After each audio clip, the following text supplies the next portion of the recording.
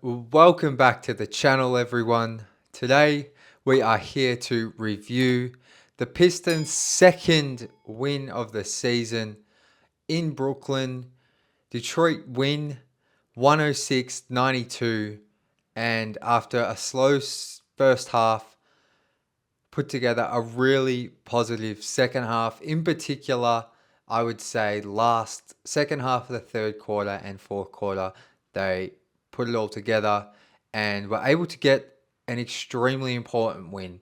Uh, we'll get into some of the players here and some of the key themes for tonight, but I think it was just so important that after losing the way they did to the Knicks, that they got this win.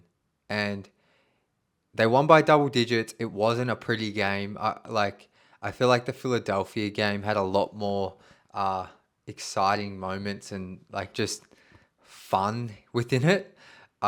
This one was much more of a grind. 106-92 is a pretty low score for today's NBA. But you know what? Full credit.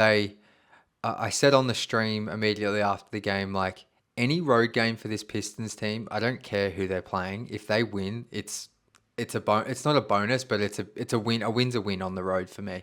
Like I predicted this team to be solid at home, but I will take whatever win I can get on the road. And this Brooklyn team was 3-3 heading into the night. They've been playing some solid basketball, even if it is early on in the season. Cam Thomas was averaging 28. Ben Simmons is back to kind of not his best, but he's back to being a real player in this league, and he still has his moments where he looks like that former All-Star. Cam Johnson, they have players and the talent gap. Whilst I think the Pistons have more talent, it's not as big as you would think. And for Detroit to come in here, get the win after such a disappointing night at home only 48 hours ago, I think was really positive. And whilst a lot of Pistons fans or Detroit fans were watching the Lions today, your Pistons put on a good fight and moved to 2-5, which I think, considering the 7-game schedule they have had so far, I think a lot of us Pistons fans would be happy with that. Like, they could have easily had another win, but I think everything's evened out as it should. They've beaten the two teams they definitely should have beaten in Philadelphia and the Nets. They were road wins and they were both double-digit wins. So you can't sit here and say to me, well, they beat the Nets are trash and they only beat Philly because they didn't have... Well, the Pistons won by double digits. They beat who they're meant to beat, and that's what they need to do this year. So if we move into some of the keys for the game, I thought the veteran trio of Tobias Harris, Tim Hardaway Jr., and Malik Beasley was the difference tonight. I thought they hit key shots. I thought they were the main driver behind why the Pistons won. And there is a couple more. I will get to Jalen Duran, don't worry. But between them, I think they scored 50 points. I'm just looking up the box score here. They scored 50 points. They shot over 50% combined. They knocked down 8 of 16 threes or something like that. They knocked down 8 of 23s, I should say. And, Tobias tonight had 18 points, 5 rebounds, 6 assists. He had a pivotal stretch to close the third quarter where he hit 3 turnaround post-up jumpers, exposing a mismatch. And then he also, on another post-up, he drew the second defender and kicked it out to Malik Beasley, who drained a wide-open 3. And that's when I started to get a hint that they can win. They got up by like 8 or 9 points there, and the things are really clicking, and it was Tobias who drove that. And, he hasn't performed up until the past few games, but he's now put together 2 really nice games in the Pistons wins. And I thought he was, in a horrible game, I thought he was okay against the Knicks. So you would like to think he's starting to build now. Malik Beasley, 18 points, team high plus 18 in terms of plus minus. 4 threes.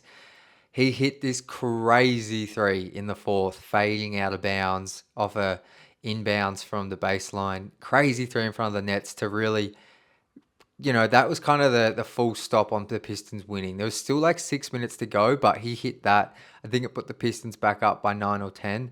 And that was the shot that kind of felt like, okay, they've got this. They're going to win. He hit he's never going to be gun shy. He's always going to get his shots up. I like that he has a quick trigger, and 4 threes tonight. I think he had a couple of steals as well. He did his job and more. And then Tim Hardaway Jr. Only played 22 minutes, but had 14 points, 3 of 6 from deep, 5 of 9 overall. He had this like poster dunk in the fourth, which I don't think anyone expected, and hit key shots. I think he missed his first 2 threes, so he then drained his last 3 out of his 4. He seems to miss the wide open ones, but make the contested ones. That just seems to be who he is so far. But he's shooting 50% from 3 this year. So this is the first game all 3 vets have played really well together. So I think we've all been waiting for that. And when they did, the Pistons won. So hopefully they can do this more often. But yeah, the vets get the game ball for me. In terms of other highlights, I thought Jalen Duren's second half was huge. He finished with 13 points, 17 boards, 4 assists, 3 blocks, a steal. He had 4 turnovers, but they were all in the first half. In the second half, particularly the last quarter, his energy and effort, I thought he was excellent, particularly in the fourth quarter. And I'll put my hand up. I've been harsh on JD. I suggested moving him to the bench last game. JB Bickerstaff stuck with Duren, and Duren took advantage of, a pretty weak Nets front court tonight. And yeah, he was excellent. He was excellent. I loved his fourth quarter. Stu fouled out early in the fourth, so JD had to play extra minutes tonight, particularly in the fourth, and I thought he was excellent. So the first half, he had 4 turnovers. I think he had a couple of blocks, but the turnovers were killers. But yeah, he figured it out in the second half, and he goes up against Anthony Davis and LeBron James, or mainly AD, I should say, today at LCA. So big test for him. I love that you came back after a poor game against New York and Philly and had this performance in a win. That's a tick. I'm happy, but I think now you get a huge test immediately to show you can bring that energy and effort against the best big men and the best teams in the NBA. So keen eye on him for next game, but really good game for JD tonight. So shout out to him. In relation to the rest, I think the only other thing I want to touch on was, look, quickly, Cade and Ivy were okay. I thought Ivy was decent in the first half. Cade was decent in the second half. Both just kind of had okay games. But I think that's why it's so encouraging. We have these vets. So when one of those two isn't firing or both of them isn't going off, the Pistons have a shot. So not too much on them. The other main talking point I wanted to go through before we get out of here was JB Bickerstaff. I love his energy. There was a play. I don't think I can post vision on here, unfortunately, but go to my Twitter. I've clipped it all up with some explanations. But basically, the refs tonight, I'll be honest, I normally don't get on the refs, but in that first half, they were pretty frustrating. And then JB Bickerstaff, the third quarter, I think at halftime, the Nets were up by like 5 or 6, and they came out to start the third. They got up by like 8 or 9 pretty quick. And then the Nets were up by 6 with about 7 minutes to go. Dennis Schroeder drives to the elbow, clearly pushes off Tim Hardaway Jr. with his off arm, rises up, knocks down the pull-up mid-range. Nets go up 8 with 7 minutes to go. Pretty key time in the game, particularly because the Pistons on the road. JB Bickerstaff was irate about the no call. He went after the ref. He was pointing, he was yelling at him. Cade had to come over. Luke Walton ran over to pull him away. And just to have a coach be that invested, and he's energetic in every game. Like, there's been multiple post games where he's had no voice by the end of it. But that moment there, that ignited something in the team, because after that timeout, after being down 8 points, the Pistons go on a 14-4 run, and they found themselves up by 2 points. And I'm pretty sure to end the third, they were up by like 6 or 8, and they never looked back. They never gave the lead back. And, I think JB's energy has been a much welcomed and refreshing thing for us fans, but I think he's having an impact on these players clearly with the confidence and just igniting them, because they looked a bit flat in that first half and to start the third. Like, they were in the game, but it was kind of because the Nets weren't playing very well.